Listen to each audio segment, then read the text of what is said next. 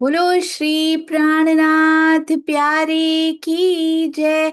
बोलो श्री सतगुरु महाराज की जय। पन्ना धाम की जय। सर्व सुंदर साथ की जय।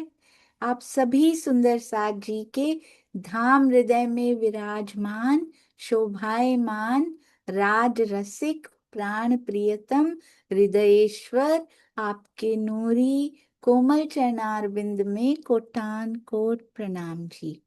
आज 104 दिन सुंदर साथ जी, सेवाओं का भी 104 दिन, बीतक साहब का 104 दिन, बचपन से आंख वाले के भरोसे खुद सही कसनी अपार, शेरपुर वाले तेरी नजरे करम से रहे ना खाली कोई भंडार, रहे ना खाली कोई भंडार। स्वयं कसनियां सहते रहे, भूख सहते रहे। आज ना आज ना भोजन की ना लंगर की कोई कमी होती है। ये देखिए सतगुरु महाराज की कृपा। ये छुपे हुए सतगुरु जो हमारे प्यारे सेवा के सुंदर साथ ऊपर छोटे से बना देते हैं ना, वो ही हैं। कहते हैं वही सारा कुछ कर रहे हैं मेरे हृदय में बैठे। आपने देखा ये जो किरण आ रही है ना महाराज जी के हृदय में सतगुरु से, बस वही किरण है जो हम सबको महसूस करनी है। और ये देखिए आज भी, चाहे श्री निजानंद आश्रम शेरपुर हो या शेरपुर से पन्ना जी में जाते हुए भंडारे हो या पन्ना जी में जो भी भंडारे लगते हैं, हर स्थान पे कोई कमी नहीं आती। कहते हैं उनकी नजरे करम से कोई भंडार खाली नहीं रहता। यहाँ तक कि कितनी आगे घटनाएं आती हैं सुंदर साथ जी, जिसमें कहते हैं कि एक एक लड्डू दे दें। कहते हैं एक एक तो पूरा नहीं आएगा महाराज जी, कहते हैं दे दीजिए, और सबको बांटने के बाद भी बच जाते हैं। ऐसे उनकी नजरों से बरकत होती है। तो सोचिए हमारे हृदय में दर्शनों की बरकत क्यों नहीं होगी उनकी नजरे करम से। बस पूर्ण समर्पण हमारी ओर से कमी है, उनकी ओर से देने में कोई कमी नहीं। ऐसे प्यारे ये स्वरूप भी कितना सुंदर बनाया है ना, कितना शांत, कितना प्रेम से भरा हुआ स्वरूप। इतनी शांति अंदर पसर जाती है ना जब भी मैं ये सेवा होकर आती है और उसको देखती हूँ। कभी लगता है इधर देखूं कि उधर देखूं। कितने सुंदर कितने प्यारे महाराज जी, क्योंकि अंदर श्री राज जी की बैठक। चरणों में कोटान कोट प्रणाम जी। और ये देखिए श्री प्राणनाथ जी वाणी को भी वो गोद में ही रख के बैठे हैं, शीश कमल पे रख के लाए थे श्री प्राणनाथ जी की वाणी को।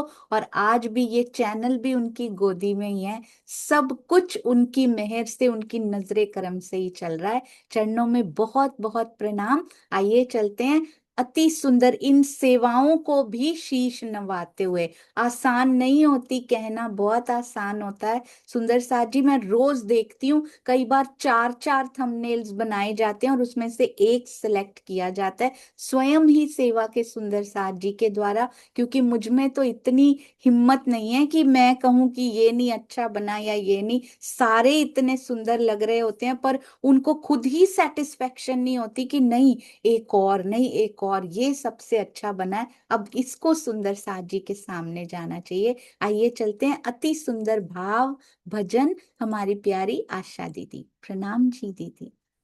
प्रणाम जी। प्रेम प्रणाम जी। सभी सुंदर साची के चरणों में कोटि कोटि प्रेम प्रणाम जी। बोलो श्री प्राणनाथ प्यारे की जय, सतगुरु महाराज की जय, पन्ना धाम की जय। मैं तेरी मेहरदा कोई मुल चुका ना सकदी, सतगुर प्यारिया ओ सतगुर प्यारिया। मैं तेरी मेहरदा कोई मुल चुका ना सकदी, सतगुर प्यारिया सतगुर प्यारिया। एक तेरे एहसान दा वी मैं बदला दे ना सकदी सतगुर प्यारिया, सतगुर प्यारिया। तैनू रिझावन दा कोई समान मेरी कोल ना, तैनू रिझावन दा कोई समान मेरी कोल ना।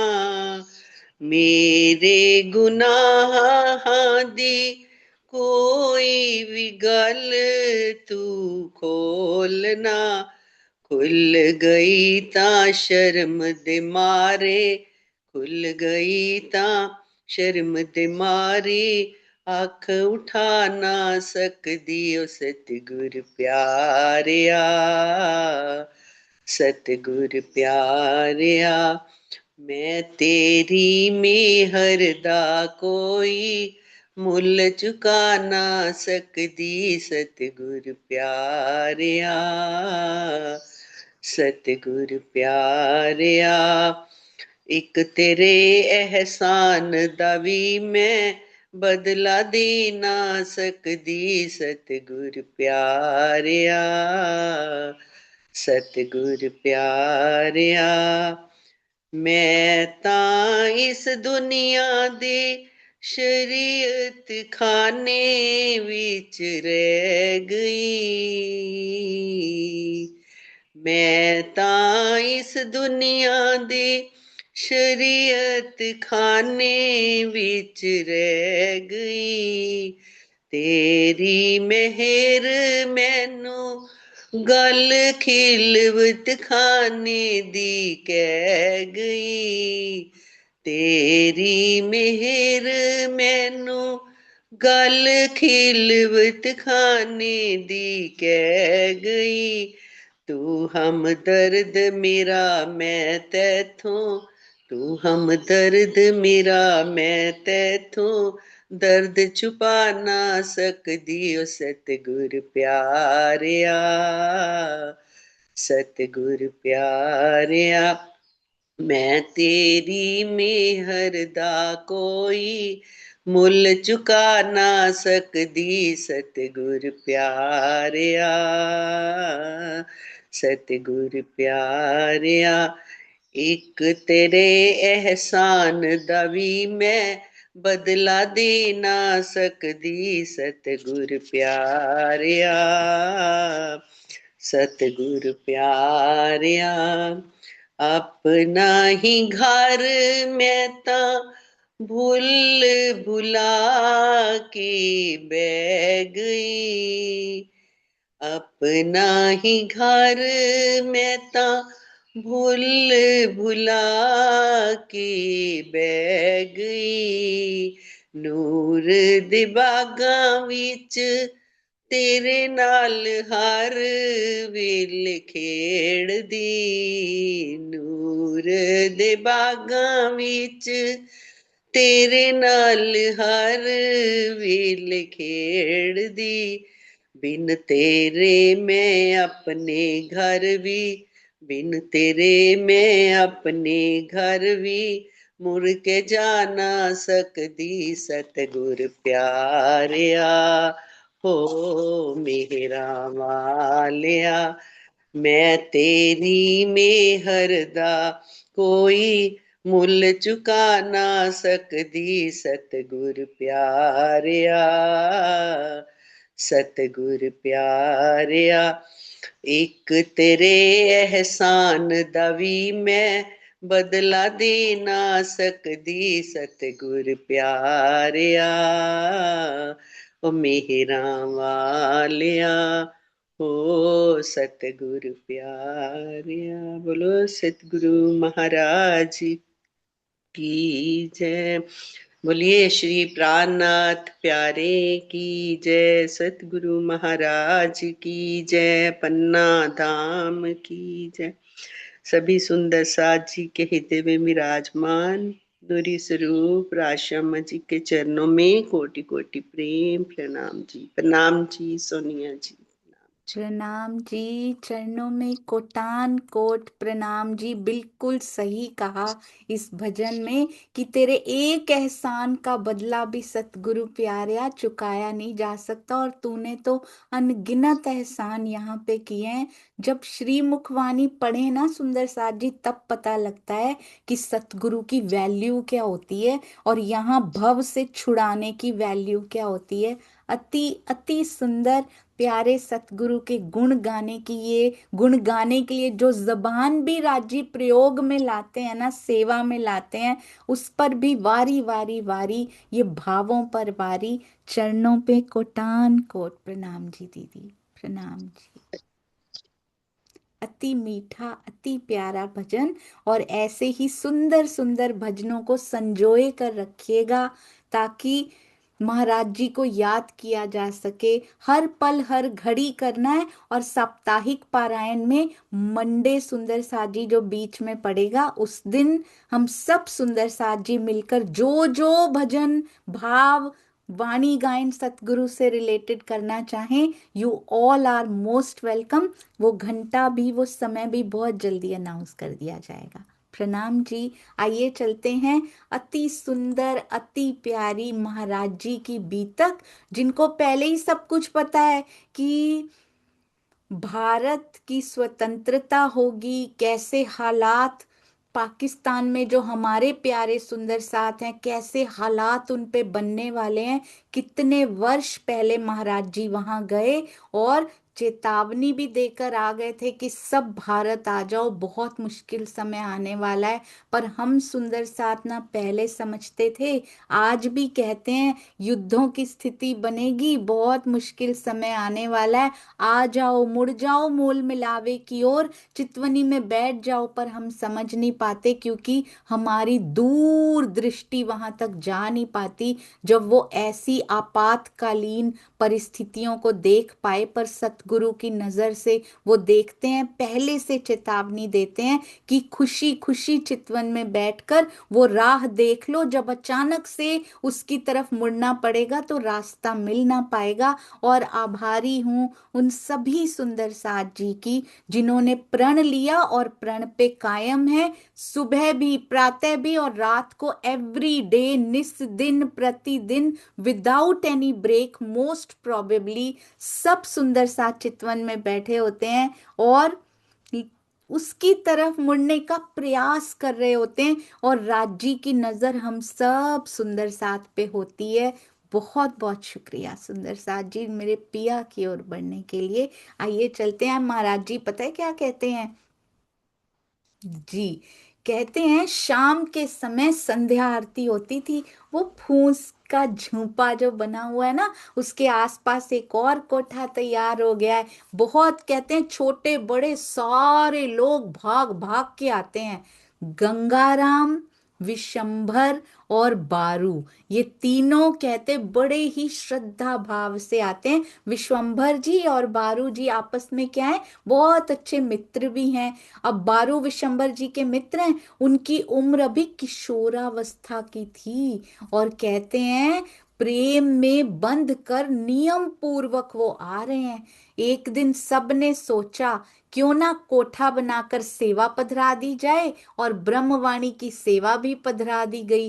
रोज भजन कीर्तन होता हुआ जहां बालक से लेके वृद्ध तक आते हों। ये बैठक कितनी सुंदर है और ब्रह्मवाणी पधरा दी गई है। ब्रह्मवाणी की चर्चा ही उनके अंदर से भी निकल रही है क्योंकि अंदर ब्रह्मवाणी वाला ही बैठा हुआ है। सुंदर साथ जी वांग्मय कलेवर भी अंदर बैठे हैं, प्रेममय कलेवर भी अंदर ही बैठे हैं। कहते हैं विक्रम संवत 1998 का समय था। और तकरीबन तकरीबन अगर सन देखा जाए, ईसवी सन, तो 1941-42 का ईसवी सन था, यानी कि भारत के आजाद होने में 5-6 साल ही बचे थे। तो उसमें महाराज जी कहाँ गए, पाकपटन चले गए, जो कि पाकिस्तान में पड़ता है। अब कैसे उनके हृदय में अंतः प्रेरणा पिया दे रहे हैं कि मुझे जाना है।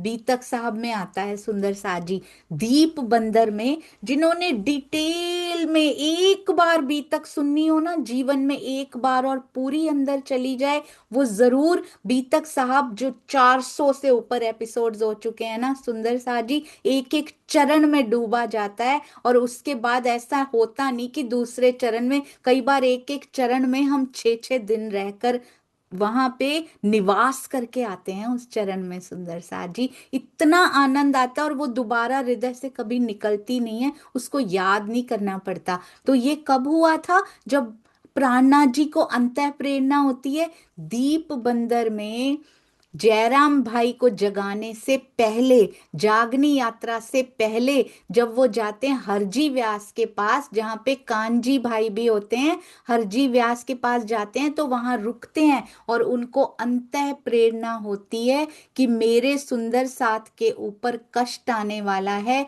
क्योंकि जामनगर का राजा क्या नहीं चुका पाएगा, कर नहीं चुका पाएगा, तो मुझे वहां जाना है और अपने सुंदर साथ की रक्षा करनी है। इस प्रकार की अंतः प्रेरणा उनको अंदर से होती है। कौन करता है ये अंतः प्रेरणा? आवेश स्वरूप, मूल स्वरूप से सुंदर साथ जी, उनको पूरा आदेश प्राप्त होता है, और प्राणनाथ जी के जीव को इस प्रकार की अंतः प्रेरणा मिहिर राज जी के जीव को प्राप्त होने लगती है, और वो चले भी जाते हैं और स्वयं को फांसी के लिए, जेल के लिए, कारागार के लिए प्रस्तुत कर देते हैं। यहां तक कि फांसी का हुक्म भी दे दिया जाता है। कानजी भाई कैसे जाकर तेज कुंवरी जी के वस्त्र पहनकर उनको बचाकर आते हैं, जिसके लिए कहा गया कानजी तूने मुझे हरा दिया इस बार। तो वो अंतः प्रेरणा का प्रसंग आता है। तो ये तो सुंदर साथ की सुरक्षा के लिए ये अंतः प्रेरणा होती है। एक बार फिर से होती है जब वो लालदास जी और भीम भाई जी को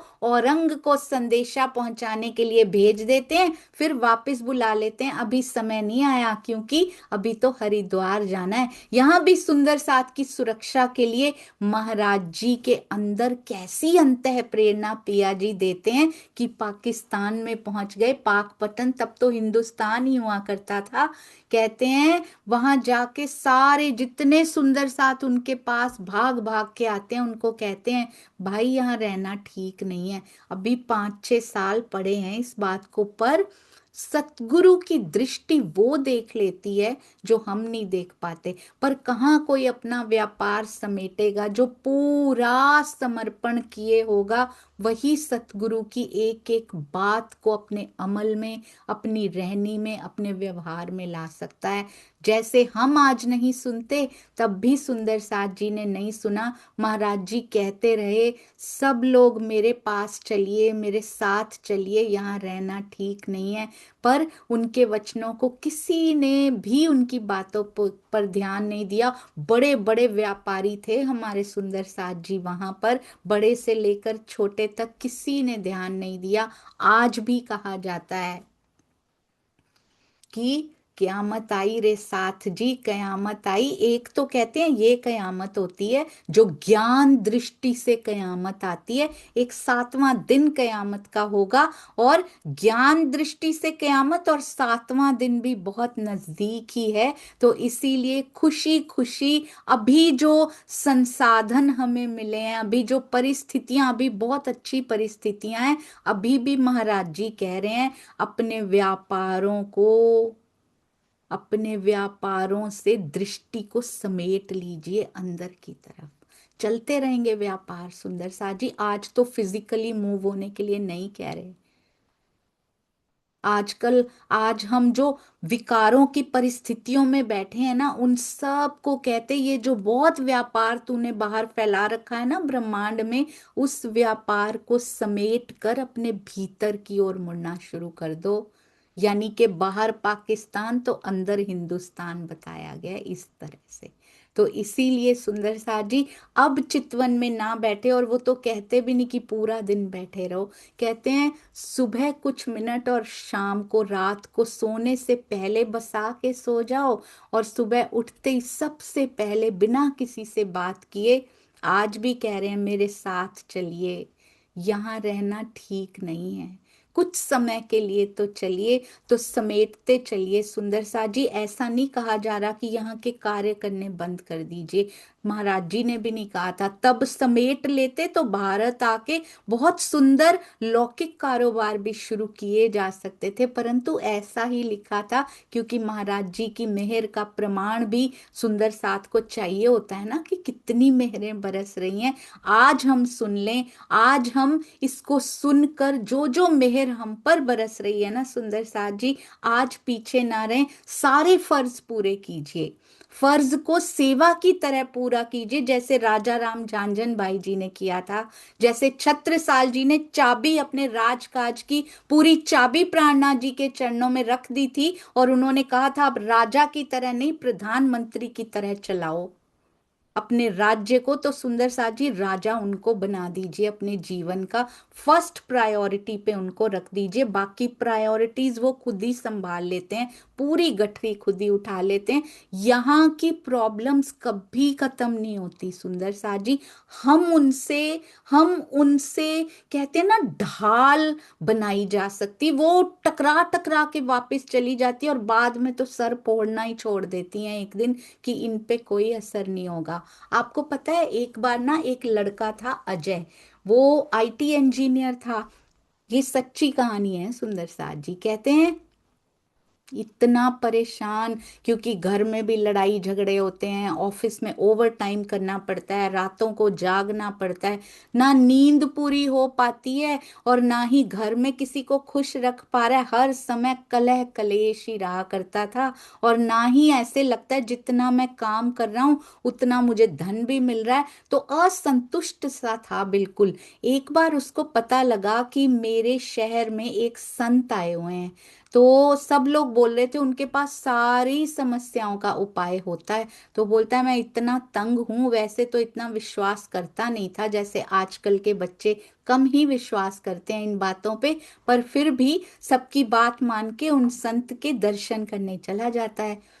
तो उनको जाके अपनी प्रॉब्लम अपनी समस्या बताता है, कि एक प्रॉब्लम एक समस्या से निपटता नहीं हूँ, दूसरी पहले खड़ी हो जाती है, तीसरी मुंह बाए पहले खड़ी, मैं करूं तो करूं क्या। तो संत ने कहा ऐसे करो, मैं इसका उत्तर आपको सुबह दूंगा, पर आज रात को ना वहां ऊंटों का काफिला था, ऊंट भी थे बहुत सारे, तो वो भी साथ साथ में चलते थे। कहते जो हमारे साथ ऊंट है ना सारे, जो उनके शिष्य और सब, जैसे ऊंटों का याद है काफिला, हमारी बीतक साहब में भी हुआ करता था। 3 ऊंट थे, बाकी सारे घोड़े थे। राजा खांडा ब्याहने, राजकुमार का खांडा ब्याहने गए थे, और देवचंद्र जी ने पूछा था मैं भी चल सकता हूँ, उन्होंने कहा था नहीं नहीं आप नहीं चल सकते, कोई सवारी है क्या आपके पास। तो ये संत भी ऊंटों का भी काफिला साथ में लेकर चल रहे थे। कहते हैं आज ना ऊंटों का जो ध्यान रखने वाला है ना, वो अवेलेबल नहीं है, वो उपलब्ध नहीं है, तो उनकी तबीयत ठीक नहीं है, तो उनको ना हमने आराम करने के लिए बोला है, तो आप एक रात के लिए ये सेवा कर सकते हो बेटा, कि तुम ऊंटों का ध्यान रख लो, सुबह तुम्हें मैं उत्तर दे दूंगा। तो वो बोलते हैं हाँ जी मैं ध्यान रख लूंगा, इसमें कौन सी बड़ी बात है। अब वो रात को ध्यान रखता है, और रात को क्या होता है, एक ऊंट कहता है सारे ऊंट बैठ जाए ना तब आप सो जाना, संत ने कहा सारे ऊंटों को बिठा देना फिर देखना सो जाना। अब एक ऊंट को बिठाता है, अब कम से कम 100 ऊंट है वहां पे, दो को बिठाता है उधर 4 खड़े हो जाते हैं, इधर बिठाने जाता है तो उस वो खड़े हो जाते हैं, और धीरे धीरे करके वो इतना थक जाता है ऊंटों को बिठाते बिठाते, क्योंकि सारे इकट्ठे बैठते ही नहीं है कभी, 100 में से कोई ना कोई खड़ा ही रहता है, कोई बैठता है उठता है अपने आप ही करते जाते, एक एक व्यक्ति भला इतने ऊंटों को कैसे बिठा दे एक साथ। अंत में वो इतना परेशान हो जाता है कि थक के बैठ जाता है, कि अब मैं नहीं बिठाऊंगा। ऊंट खड़े खड़े खुद ही थक जाते हैं, और कुछ अपने आप ही बैठ जाते हैं, कुछ प्रयास से बैठ गए थे, कुछ अपने आप बैठ गए थे, और कुछ अभी भी खड़े ही रहते हैं, और ये पूरी रात सो नहीं पाता। सुबह उठ के जब संत को प्रणाम करने जाता है, तो कहते हैं कि कैसी रही रात, कैसी आई नींद। बोले मैं तो 1 मिनट भी नहीं सो पाया महाराज। तो कहते क्या हुआ, कहते हैं सारे ऊंटों में से सारे तो इकट्ठे कभी बैठते ही नहीं है। तो कहते बस यही तुम्हारे जीवन की भी समस्या है, जीवन की सारी समस्याएं एक साथ कभी बैठेंगी नहीं, कुछ तुम्हारे प्रयास से खत्म हो जाएंगी, और कुछ अपने आप थक हार के समय के साथ साथ अपने आप ही बैठ जाएंगी और कुछ फिर भी खड़ी की खड़ी रहेंगी। तुम्हें इसी परिस्थिति में आराम भी करना पड़ेगा और सोना भी पड़ेगा। अब तुम्हें समझ में आया? इनको देख देख के परेशान नहीं होना, प्रयास करते रहना। कुछ अपने आप सेटल होंगे मामले, कुछ प्रयास से होंगे और कुछ कभी नहीं होंगे। इसीलिए उसको भजना शुरू करो और ये इन परिस्थितियों को एक्सेप्ट करना शुरू करो। तुम चैन की नींद सोया भी करोगे। इसीलिए इन प्रॉब्लम्स में फंस के अपनी पूरी जिंदगी को बर्बाद मत करो, पूरे जीवन की नींद को बर्बाद मत करो। तो इसीलिए सुंदर साथ जी, ये सारी समस्याएं आती रहेंगी, पर इन समस्याओं के रहते रहते हम सब सुंदर साथ को समय निकाल कर वाणी मंथन भी करना जरूरी है। सेवा करनी जो दिखावे के लिए ना हो, बल्कि अपने आत्म जागृति के लिए जो सेवा की जाती है, जिसमें कोई स्वार्थ नहीं होता, ना उसमें धन, ना पद, ना प्रतिष्ठा, ना मान, कुछ नहीं चाहिए होता। We are not special. चाहे हमारे पास धन ज्यादा है, चाहे रूप ज्यादा है, चाहे कुछ भी, चाहे पद बड़ा है, वी आर नॉट स्पेशल, क्योंकि ये सब शरीर के या जीव के कर्मों के हिसाब से मिली हुई विशेषताएं हैं। एक विशेषता जिसके अंदर परम धाम की आत्मा विराजती है, चेतना विराजती है, वो विशेष है, वो ब्रह्म सृष्टियां विशेष हैं। इसीलिए सबको इन शरीरों के, इन जीवों के कर्मों से जो भी विशेषताएं मिली हैं, उनसे ना तौल कर कि ये गरीब, ये अमीर, इन्होंने अच्छे कपड़े पहने, ये गोरा, ये काला, ये बहुत अच्छा कमाते हैं, इनका पद बहुत बड़ा है, उससे इफेक्ट होने की बजाय इनकी रहनी कितनी ऊंची है, ये ब्रह्म सृष्टि जैसी रहनी, ये सुहागनियों की रहनी इनके अंदर कैसे आ रही है, हम उससे इम्प्रेस होकर यदि अपनी रहनी बदलते जाएं, वाणी मंथन करके और चितवन करके, तो हमारा भी उद्धार हो जाएगा सुंदर साथ जी इस जीव का। कहते हैं महाराज जी गए पाकपटन में और उन्होंने कहा भी, यहाँ रहना, विनम्रता से बोलते हुए देख पा रहे हैं आप महाराज जी को? कहते हैं यहाँ रहना ठीक नहीं है भाई, आप सब मेरे साथ चलिए। किसी ने उनकी बातों पे ध्यान नहीं दिया। कौन जानता था हाहाकार मचने वाली है, कौन जानता था आगे कैसे कैसे दर्दनाक दृश्य उपस्थित होने वाले हैं, कितने लोग जान गंवाने वाले हैं, कितनी बहू बेटियों को खुद अपने हाथों से मारना पड़ा ताकि उनको सुरक्षित, वो कम से कम सुरक्षित रह पाए, मर के ही सुरक्षित रह पाए, इस तरह की सुरक्षा भी प्रदान करनी पड़ी। कहते हैं किसी ने ध्यान नहीं दिया। यही बात कहते उन्होंने पाकपटन में भी कही। वहां पे जो मिंट गुमरी, मोंट गोमरी जो पाकिस्तान में पड़ता है, वहां भी जाकर उन्होंने कही, जहां जहां गए देखिए अंतः प्रेरणा होती है और सतगुरु सबको चेताने पहुंच जाते हैं। आज भी चेतावनी दी जा रही है सुंदर साथ जी। हम, हमारी दृष्टि उन युद्धों को अब तो देख भी पा रही है। अब तो सुंदर साथ जी दरवाजे पे ही खड़े हैं युद्ध, रोज हम कोई ना कोई न्यूज ऐसी पढ़ते रहते हैं। पर फिर भी ये मन ऐसा चंचल है कि अभी भी चितवन में बैठने से रोक देता है। कोई ना कोई कार्य तभी आकर सामने खड़ा हो जाता है ताकि हम धनी को याद ना कर पाए।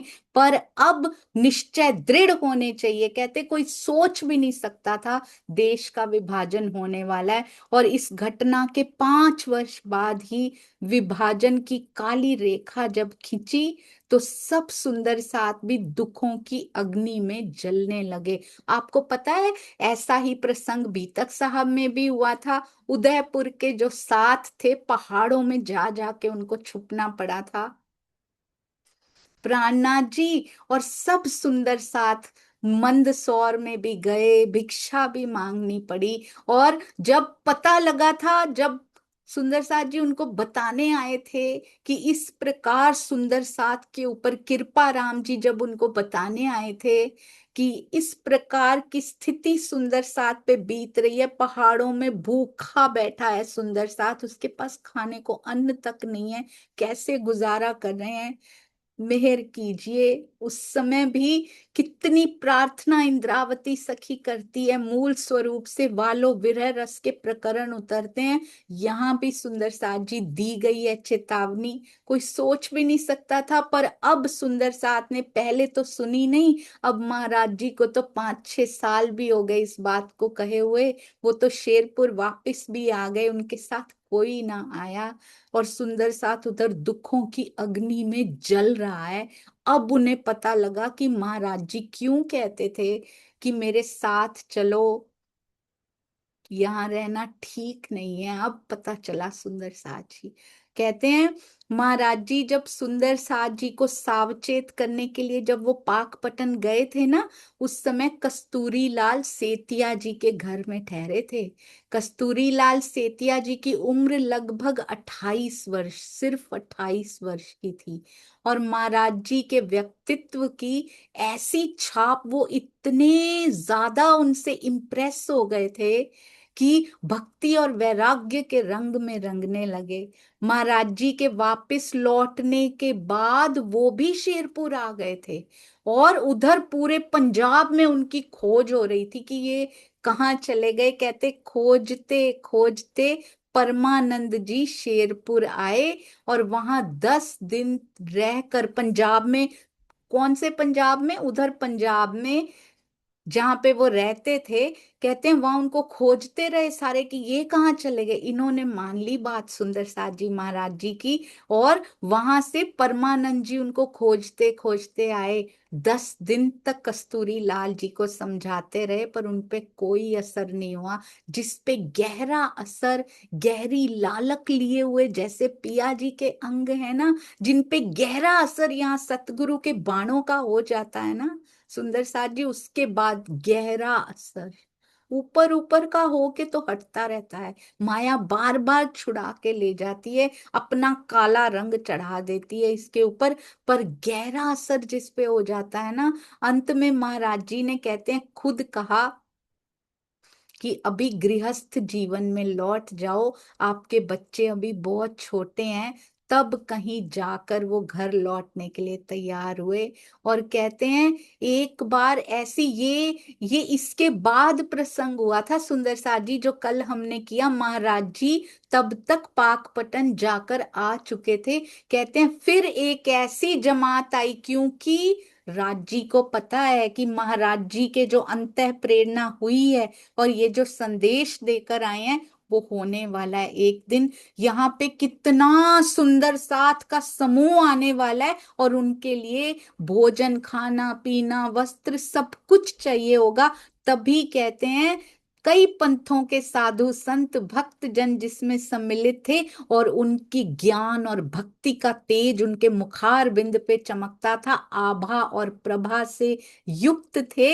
और बिल्कुल सही कहा, देवी देवता भी सुंदर साजी उनके चरण रज को तरसते हैं। राजी ने ही भेजा था ये इंतजाम करने के लिए, और वरिष्ठ लोग मिलकर महाराज जी के पास आए। उन्होंने कहा सब सब संतों ने कि यहाँ भंडारा नहीं चलता, यहाँ पे भंडारे का चलना जरूरी है। तो कहते हैं महाराज जी कहते हैं बिना भंडारा चले भी तो व्यवस्था हो ही जाती है, पर उन्होंने कहा कि अगर आप आज्ञा दें तो लंगर हम चालू कर देते हैं, और आपका लंगर चलता रहेगा। कृपा दृष्टि अपनी बनाए रखिएगा, हमेशा अनवरत चलता रहेगा। और कहते हैं अगर आपकी, महाराज जी ने एक बार भी नहीं कहा नहीं it's not possible, Raj ji जो करवा रहे हैं बहुत अच्छा करवा रहे, क्योंकि वो हाँकता है, मैं तो हंकता चला जाता हूँ। ये होता है पूर्ण समर्पण।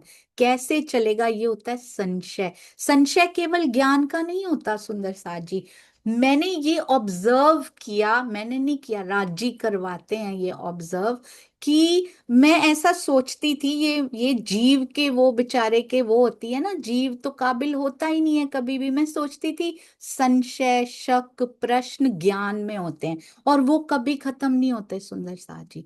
ज्ञान के कुछ कुछ संशय होना तो बड़ा आनंददायक होता है, उससे नई नई बातें पिया के हृदय की पता लगती हैं। पर ये संशय ज्ञान का नहीं होता सुंदर साथ जी, ये संशय ईमान का होता है। ये संशय समर्पण के होते हैं जो पिया से मिलने से रोक देते हैं।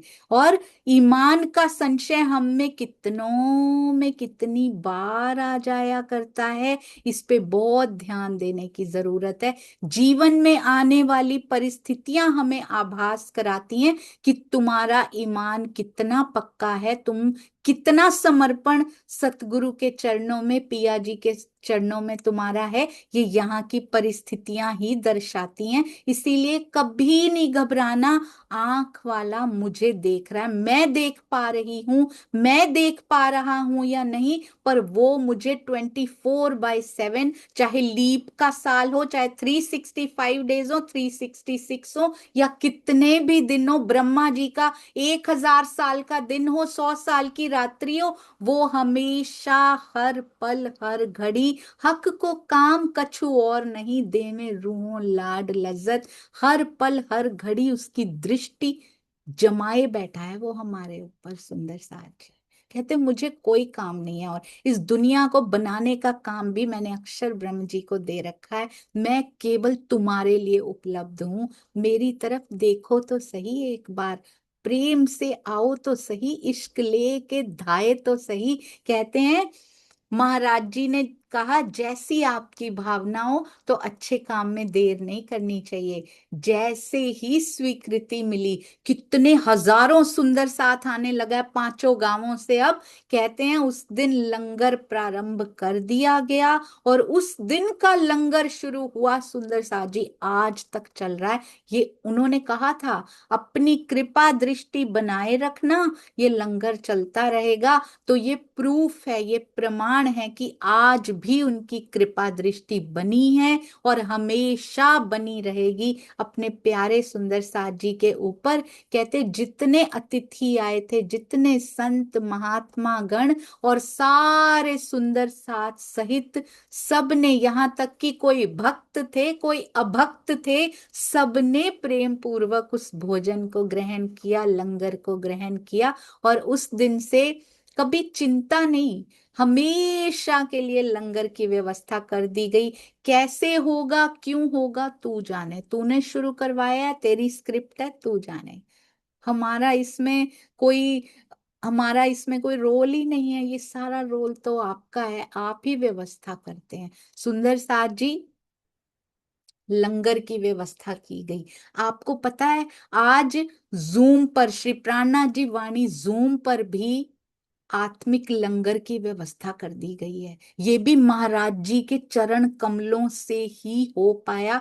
महाराज जी की बीतक शुरू होने के बाद ही इस प्रकार के विचार आए, और सुंदर साथ ने आकर फटाफट उन विचारों को मूर्त रूप दे दिया। ये कौन करने वाला है ना, सुंदर साथ दिखाई, सुंदर साथ सामने से दिखाई दे रहे हैं, पर अंदर से करता वो है। महाराज जी के चरण कमल क्या पड़े इस जूम के, श्री प्राणनाथ जी वाणी जूम, जिसको क्या कहा जाता है, प्रेम मंदिर कहा जाता है। देखने में इसके दरो दीवार नजर नहीं आते, पर जो प्रेम की दृष्टि से देखता है उसको नजर आते हैं सुंदर साज। दरो दीवार पिया जी के प्रेम की ढाल है यहाँ पे, नींव के रूप में भी सुंदर साथ को खड़ा किया, पिलर भी, स्तंभ भी सुंदर साथ के रूप में, गुम्मट गुम्मट बन के आप स्वयं पिया विराजते हैं। और 24/7 जूम में आत्मिक लंगर की व्यवस्था की गई। जब चाहो जब, सुंदर साथ जी इसकी तो भूख खत्म ही नहीं होनी चाहिए कभी। अथाह वाणी है। ये केवल 5 समय नहीं मिलता, ये पूरा दिन आपको मिलता रहता है।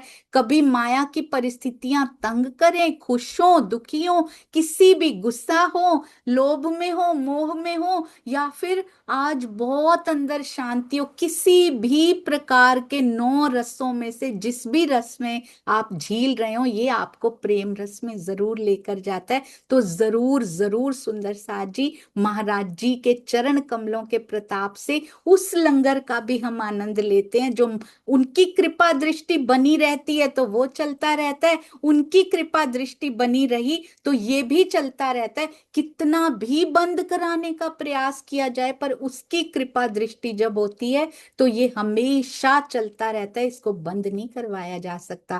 कहते हैं 1947 में अब देश का विभाजन हुआ, इसीलिए सुंदर सा जी ये लंगर का प्रबंध कराया गया था। लाखों, हमें क्या पता ये लंगर का प्रबंध भी क्यों कराया है राज जी ने, हमें क्या पता कितना सुंदर सा इस माया की परिस्थितियों से त्रस्त होने वाला है आगे, क्योंकि युद्धों का समय है। कितना सुंदर सा चितवनी की ओर मुड़ने वाला है। बाहर से कोई भी ऐसा ऐसा विकट संकट किसी पर ना आए, पर हम उसके पहले ही मुड़ जाएं। सुंदर सा जी कहते लाखों लोगों को तब पाकिस्तान छोड़कर भारत आना पड़ा। उस समय का दृश्य तो हम सुंदर सा जी हिस्ट्री में अपनी सुनते भी हैं, और हमारे घरों में हमारे ही ग्रैंड पेरेंट्स जब बताते हैं कि कैसा कैसा तब हाल हुआ था, तो सुनकर ही रोंगटे खड़े हो जाते हैं कि कितना कुछ सहना पड़ा।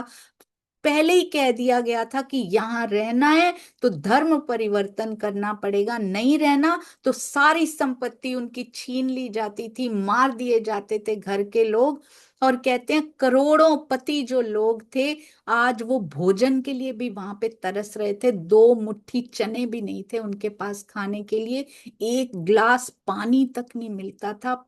पानी की तलाश में कितनों ने प्राण त्याग दिए। चारों ओर जहां देखो ऐसे लगता था दानव घूम रहे हैं मारने के लिए। जिधर देखो वहां लाशें दिखाई देती थी, खून ही खून दिखाई देता था। धर्म रक्षा के लिए कितनी बेटियों को सगे पिता ने कहते गला घोंटना पड़ा उनको, और कहीं पर उन्होंने खुद ही खुद को खत्म कर लिया, क्योंकि स्वयं को बचाना था ऐसे लोगों से। कहते हैं कुछ तो हजारों, इन लाखों लोगों में हजारों सुंदर साथ भी थे।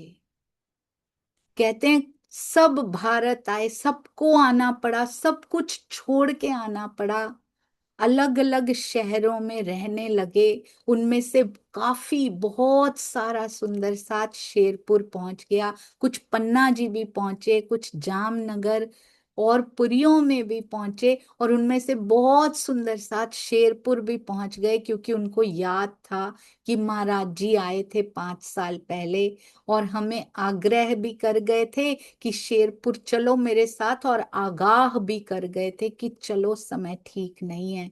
शेरपुर में कहते हैं उस समय आप आप देख रहे हैं ना सुंदर साथ जी, कहते एक विचित्र सा दृश्य था शेरपुर में।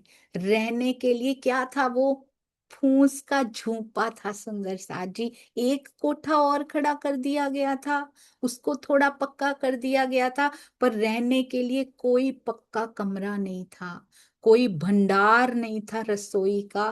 पर पक्का कमरा भी नहीं, कोई भंडार भी नहीं, पर कमी भी किसी चीज की नहीं, क्योंकि जहां मेहर बरसती है ना, वहां सुंदर सा जी दरो दीवार नजर नहीं आ रहे होते, पर वहां दरो दीवार होते हैं, उसकी मेहर के दरो दीवार होते हैं। नींव भी उसकी मेहर की होती है। और जहां प्रेम से सींचा जाता है ना, जहां सिंचन प्रेम का होता है, वहां सेवाएं खुद ही प्रस्तुत हो जाती हैं। वहां निस्वार्थ सुंदर साथ स्वयं ही आगे आकर सेवाएं करने लगते हैं। और महाराज जी का हृदय कहते इतनी करुणा से भरा हुआ था सुंदर साथ को, जब वो देखते थे इतना प्रेम उनके हृदय में होता था। खुद भूखे रहकर आए हैं, वो सुंदर साथ को भूखा नहीं देख सकते थे। खुद उनके तन पे एक कभी लंगोटी भी नहीं हुआ करती थी, पर आज अपने सुंदर साथ को कहते हैं तब ठंड का भी समय था, रात को टेंट लगाए जाते थे, सुंदर साथ सो रहा होता था, कोई सुंदर साथ ठिठुर रहा है ना, अपने ऊपर की शॉल, अपने ऊपर का छोटा सा कंबल उतार के, लोई उतार के उनको ढक देते थे। कहते ऐसा दृश्य आज तक नहीं देखा गया, कौन महाराज ऐसे हो सकते हैं, वो तो बहुत दूर होते हैं ना। ऐसे हमारे महाराज जी थे, खुद ठंड सहन करना स्वीकार है, पर सुंदर साथ मेरा ठंड में ठिठुरता रहे, इनका जीव सहन नहीं कर पाएगा, उनको पता है। हमें कुछ नहीं सहने देते सुंदर साथ जी, आज भी सहन नहीं करने देते। माया की परिस्थितियों से भी ठिठुरते हुए सुंदर साथ को आज भी उड़ा देते हैं। जो स्वयं सुंदर साथ जी, एक लंगोटी तक ना थी उनके शरीर पे, और कोई कोई उनको देने वाला तो छोड़िए, उस समय उनको ताने मारने वाले लोग थे कि तुझे शर्म नहीं आती, जा सेठ से मांग ले। पर उनको पता था मेरे हृदय का सेठ कौन है। हमने अपने हृदय में उस सेठ को बिठाया ही नहीं, सुंदर साथ जी जो शहंशाहों का शहंशाह है। सुंदर साथ से प्रेम वही कर सकता है जो स्वयं, जिसके अंदर प्रेम का सागर, प्रेम के पूर विराजते हो, महासागर विराजता हो। सुंदर साथ के लिए करुणा, प्रेम, सौहार्द, अपनापन उसके दिल में ही हो सकता है जिसके दिल में स्वयं पिया विराजते हैं। कहते हैं शेरपुर का बाग था आसपास, जिसको सुंदर साथ ने साफ कर दिया था, कितने दिन लगा के, कहते उस बाग में निवास कर लिया सुंदर साथ ने। कितना प्रेम वहां पे मिलता होगा कि उस बाग में निवास कर लिया। कहते वृक्षों की छाया में सुंदर साथ सो जाता था। महाराज जी घूमते रहते थे, देखते हुए किसी को कोई तकलीफ तो नहीं है। कैसे चलता होगा, आप सोच रहे हैं, आप समझ रहे हैं सुंदर साथ जी, इतना हजारों सुंदर साथ, सैकड़ों सुंदर साथ पहुंच गया हो, कैसे भोजन के प्रबंध होते हैं। पर वो लंगर जितना भी भंडार में डालो, पर वो पूरा पड़ के एक्स्ट्रा ही बच जाता होगा, आसपास बांटने ही जाते होंगे। क्योंकि जो खुद भूखा रहा है ना, वो किसी को भूखे नहीं रहने देता। आज हमें भी कोई तकलीफ नहीं देते, मांगना नहीं है, वो वैसे ही नहीं देते सुंदर साथ जी। मांग मांग के हम खुद ही अपनी हांसी करवा रहे हैं, मांगते भी किससे हैं। अब तो मुझे इतनी शर्म आती है सोच के कि मैं वालो विरह रस करती थी अपनी ही माया की चीजें मांगने के लिए। छोटी थी, नहीं समझती, पर अब बड़े होके भी कहाँ समझ आ पाई थी। ये शरीर बड़ा होता जा रहा है, इसकी उम्र बढ़ती जा रही है, पर अंदर जब तक वाणी मंथन से, जब तक चितवन से जुड़ के उसको पाएंगे नहीं सुंदर साथ जी, इसका छुटपन खत्म नहीं होगा, इसमें बड़प्पन कभी नहीं आएगा, इसमें सुंदर साथ के लिए प्रेम कभी नहीं आएगा। आपको पता है, हम सुंदर साथ खुलासा पढ़ते हैं, हम मार्फत सागर भी पढ़ते हैं, हम सारी, मैं ये स्पेशली कतेब पक्ष वाली किताबों के नाम क्यों लिए मैंने, खुलासा सच में खुलासा कर देता है, आपकी दृष्टि को इतना खोल देता है, इतना खोल देता है कि ये 100 150 सुंदर साथ नजर नहीं आते, उसमें 40 लाख से ऊपर सुंदर साथ पे नजर होती है, और उस पे भी नहीं, पूरा ब्रह्मांड अपना परिवार नजर आता है। किसी को दुख नहीं देना सुंदर साथ जी, वो सच में नजरें, दृष्टि को इतना विशाल कर देता है। और कौन पढ़ रहा है आज कतेब पक्ष वाला खुलासा, हम पढ़ रहे हैं, हमारे लिए लिखा है सुंदर साथ जी। उसमें लिखा है, जो भी सुंदर साथ में फूट डलवाएगा, जो भी सुंदर साथ में विवाद करवाएगा, वो पिया के हृदय के करीब नहीं हो सकता। हम सोचते हैं कि ये तो इनके लिए लिखा है, ये नाम लिखा उसमें मुसलमान, पर हम कहते हैं हम ही है मुसल्ले ईमान, जो ईमान के पक्के होते हैं तब तो हम बन जाते हैं, जब ऐसी चीजें लिखी होती हैं तो दूसरों पे डाल देते हैं। तो इसीलिए जो जो सुंदर साथ से प्रेम करेगा, उसको स्वयं का उतार के अपनी पिछौरी पहना देंगे पिया जी। आपने देखा था ना, देवचंद्र जी ने लुटाया था अपना आप, घर से निकल पड़े थे, उन्होंने अपनी पिछौरी खोल के उनकी कमर पे बांध दी थी। यहाँ भी महाराज जी अपनी लोई उतार के सुंदर साथ को ढकते जा रहे हैं, तेरे तेरे दर्द हो रही है कमर में, आ देवचंद्र तुझे बांध देता। इतना प्रेम करता है वो, प्रेम का सागर। कहते शेरपुर के बाग को निवास बना लिया, वृक्षों की छाया में घर बना लिया सुंदर साथ ने। आप देख पा रहे हैं ना सुंदर साथ जी, वृक्षों की छाया में जो भी थोड़ा बहुत सामान, दो दो जोड़ी कपड़े शायद, ऐसे बैठा है सुंदर सा। और कहते हैं उनका आहार क्या है, महाराज जी के नेत्रों से छलकने वाला प्रेम उनका आहार है। यहाँ आकर जिसने उसके नेत्रों से छलकते प्रेम को आहार बना लिया ना, उसको कुछ नहीं चाहिए सुंदर सा। उसका पेट भर जाता है, दो दो कौर से भर जाता है उसका पेट। महाराज जी नजरों से सींच देते हैं तो उसके पेट में जगह ही नहीं रहती, दो कौर की भी जगह नहीं रहती सुंदर सा जी। कितना बल महाराज जी ने उनको दे दिया है। आपको पता है ना, मंदसौर के टुकड़े मांगते थे सुंदर साथ, क्या आधार था उस समय। पिया के क्यों आ जाते थे, क्यों आ जाते थे हर दोपहर एक प्रहर, पिया प्राणनाथ जी के साथ बिताने क्यों आ जाता था सुंदर साथ। उन्हीं की आज्ञा, उन्हीं के आदेश से दूर जाना पड़ा, पर कहते सुंदर साथ को दूरी लगती ही नहीं थी। क्यों आ जाता था सारा सुंदर साथ, उस सिंचन के लिए आता था जो उनकी नजरें सींचती थी। वो लेने आता था, वो कहने को वो टुकड़े देने आते थे कि हम पहले उनको आरोगा दें, पर वो खुद कितना कुछ लेने आते थे सुंदर साथ जी। कहते हैं महाराज जी के नेत्रों से छलकता प्रेम उनका आहार था। कितनी सुंदर ये लीला हुई, इस धरती पे हुई है, और अभी कुछ समय पहले हुई है सुंदर साथ जी। हम कहें कि ले 400 साल पहले तो लोग भी बड़े अच्छे हुआ करते थे, धर्म भी हुआ करता था। आज भी हुई है, कुछ साल पहले हुई है। कई महीनों तक सुंदर साथ जी शेरपुर में रहे। कहते हैं कभी किसी को भोजन की, वस्त्र की कमी नहीं होने दी। कपड़ों और कंबलों की सेवा करता सुंदर साथ। बहुत ठंड होती है सुंदर साथ जी, यूपी में बहुत ठंड होती है। रात को खाली जगह बाग हो तो कितनी ठंड, कितनी ओस पड़ती होगी रात को। कहते हैं कपड़ों और कंबलों की जो सेवा करता है ना सुंदर साथ, स्वयं सेवकों को महाराज जी का स्पष्ट आदेश था, केवल देते जाओ, बांटते जाओ, बांटते जाओ। भंडार में जाकर ताक झांक मत करना, देखना मत कितना बचा है, आता जाएगा। तुम ये ना सोचना आगे क्या होगा, आगे के लिए बचा के रख लिया जाए। सुंदर साथ को देते जाना, उनको कोई कमी नहीं होनी चाहिए। और उनके नजरे करम से कभी कोई कमी हुई भी नहीं सुंदर साथ जी। राज्य के भंडार में कभी कोई कमी नहीं आती, महाराज जी का ये स्पष्ट आदेश था। और आज भी वैसा ही हो रहा है, जैसे पन्ना में हीरा आज भी निकल रहा है ना सुंदर साथ जी, क्योंकि उनका स्पष्ट आदेश था कि जहां जहां तेरा घोड़ा दौड़ेगा छत्रसाल, वहां वहां हीरा निकलेगा। प्राणनाथ जी का आदेश पन्ना जी में आज भी वैसे ही पूरा हो रहा है।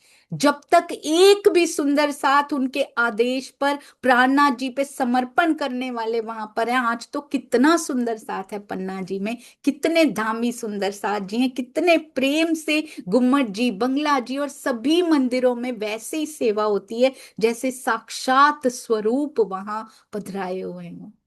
कहते तब तक हीरा उगलेगी ये धरती। और महाराज जी ने भी ऐसा ही कहा, बांटते जाओ, भंडार में मत देखना, राज्य की मेहर से कोई कमी नहीं होगी। और आज भी कोई कमी नहीं होती है, आज भी भंडार खुला रहता है। किसी ऑड टाइम पे भी सुंदर साथ पहुंच जाए ना, उनको भोजन के बिना वो आत्म, रतनबाई की आत्म, झंडू दत्त जी का शरीर, नाम जो बाद में महाराज जी राम रतन दास जी बने, जिन्होंने खुद इतना कुछ सहन किया, वो सुंदर साथ को सहन नहीं करने दे रहे। प्राणनाथ जी ने कितना कुछ सहन किया, पर सुंदर साथ को सहन नहीं करने देते। जहां तक पॉसिबल हो सकता है उनको बचा के रख लेते हैं इन माया की आंधियों से। बस तुम चर्चा को पी लो, बस तुम चितवन में बैठ जाओ, मैं तुमसे और कुछ नहीं चाहता पिया। ये करते हैं। और जिस तन में खुद आते हैं ना सुंदर साथ जी, उसमें सब कुछ सहन करके दिखा देते हैं। छत्रसाल जी के घोड़े की पीठ के निशान, घोड़े की टापों के निशान अपनी पीठ पे दिखा देते, घायल पीठ वो दिखानी पड़ी, छत्रसाल जी रुकते नहीं। जो जो कसाले 12 सुंदर साथ ने सहे थे, क्या वो निशान उनकी पीठ पे नहीं हुआ करते होंगे सबका? और जो जो खड़ा होता है सुंदर साथ जी, उसका सब कुछ सहन कर लेते हैं। बस समर्पण कर दीजिए, फिर रोना नहीं पड़ता है यहाँ पे। सुख ही सुख में झीलना होता है, और अखंड सुख का स्वाद एक बार मिल जाए ना सुंदर साथ जी, उसके बाद कहीं नहीं देखना पड़ता, कहीं नहीं देखना पड़ता। उनके प्रेम से सिंचता है फिर ये, उसके हाके हकने लगता है ये जीव। कहते हैं महाराज जी रात को घूमने निकलते, किसी कारणवश चादर ना ले पाया, वो सुंदर सा ठिठुर रहा होता था, अपनी चादर उड़ा देते। कहते हैं ऐसे प्रेममय दृश्य शायद ही कहीं देखने को मिले हो आज तक। और सुंदर साथ जी ने भी, विवेक बुद्धि जागृत होती है जब हम प्रेम देखते हैं ना इस काल माया में, इस विश्वमय संसार में जब प्रेम लुटता हुआ देखते हैं ना, तो सुंदर साथ भी अपने विवेक से निर्णय ले पा रहा था, विवेक चक्षुओं से देख पा रहा था कि ऐसा प्रेम कोई साधारण संत महात्मा नहीं कर सकता। ऐसा प्रेम निश्चित रूप से धाम धनी कर सकते हैं और अपनी अंगनाओं को कर सकते हैं। उन्होंने ब्रज से ही बड़ा प्रेम किया है सुंदर साथ जी।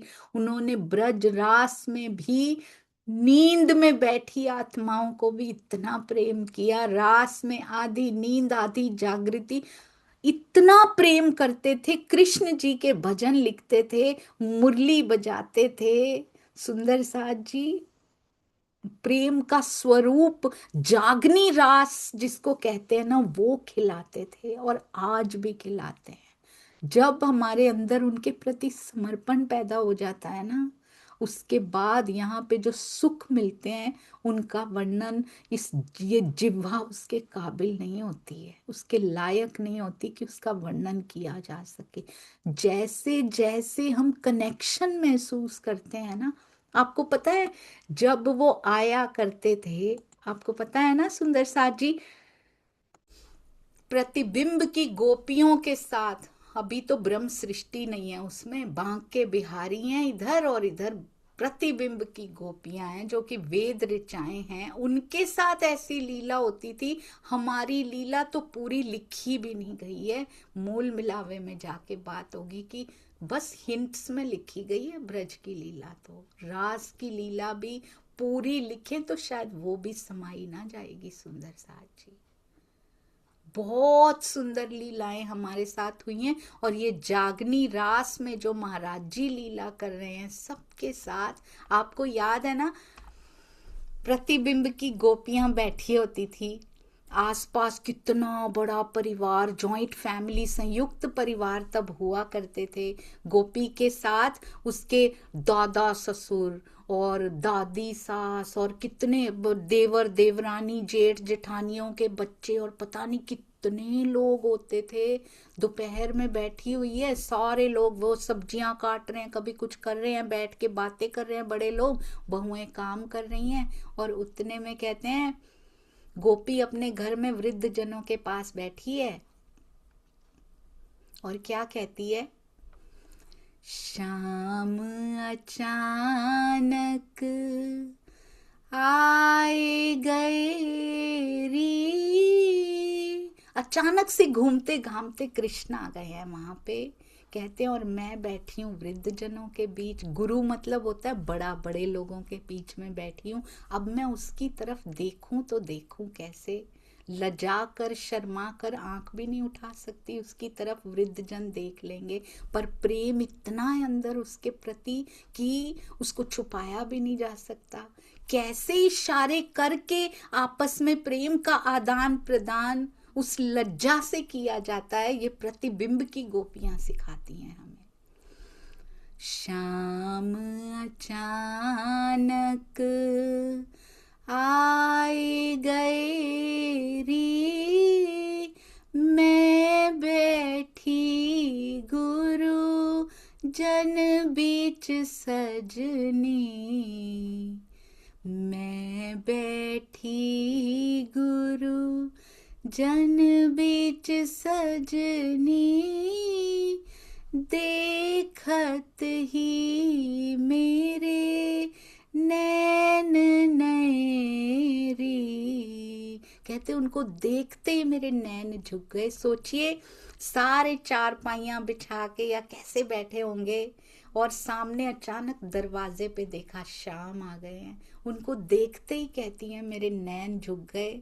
अब इनको कैसे अपने प्रेम का संदेश भेजूं कि मैं देख तो नहीं पा रही, मैं कैसे, मैं प्रणाम भी नहीं कर सकती हाथ जोड़ के, या जैसी लीला यमुना तट पे हुआ करती थी वो लीला भी वृद्ध जनों के बीच में नहीं हो सकती, तो कैसे अपने प्रेम का संदेश इस तक पहुंचा दूं। तब एक बुद्धि करी मैं सी, तब एक बुद्धि करी मैं सी, बेंदी सो कर परस की ओरी। कहती है मेरी बुद्धि में एक बात आई, मैंने बेंदी को अपने हाथों से कर मतलब हाथों से परस स्पर्श कर लिया। मैंने अपनी बिंदी को और हाथ से स्पर्श करके ठीक करने के बहाने मैंने प्रणाम कर दिया, और ये मेरा संदेश उन तक वो समझ भी गए कि मैं क्या कहना चाह रही हूँ। तब एक बुद्धि करी मैं सी, बेंदी सो कर परस की ओरी। समझ गए वो, और उन्होंने क्या किया, आप हंसे उत पाग मसक करी। उन्होंने भी पाग को ठीक किया। अंतर्यामी जान लियोरी। उन्होंने भी हंसकर अपनी पाग को ठीक किया और मेरे प्रणाम का उन्होंने उत्तर दिया, क्योंकि अंतर्यामी सब जान लेते हैं कि मैं उसको क्या कहना चाह रही हूँ। शाम अचानक आई गई री, शाम अचानक आए गए री। अब क्या किया, कहते हैं लेकर कमल अधर पर सायो। उन्होंने क्या किया, कमल का फूल लेकर अधर पर सायो, देख हर्ष पुनि हृदय धर्योरी। उन्होंने भी कमल का फूल अधरों से परस किया और अपने हृदय पे लगा लिया, और कहते हैं चरण छुए। अब उन्होंने संकेत किया तो मैं कैसे उत्तर दे रही हूँ, प्रतिबिंब की गोपियां कह रही हैं ये, और ये सूरदास जी अपने भावों से स्वयं को प्रतिबिंब की गोपी की तरह मानते हुए ये सारा लिख रहे हैं, उस दृश्य को लिख रहे हैं। कितना प्रेम है इस दृश्य में। सुंदर साज जी कहती हैं चरण छुए दो नैन लगाए। मैंने क्या किया, मैंने अपने ही चरणों को छुआ और अपने नैनों पे हाथ लगा लिए, स्पर्श कर लिए। चरण छुए दो नैन लगाए, मैं अपने भुज अंक भर्योरी। मैंने अपने ही चरणों को छुआ, अपने ही नैनों को लगाया और अपने आप को ही अंक में भर लिया, और वो समझ गए कि मैं उनको क्या संकेत करना चाह रही हूँ।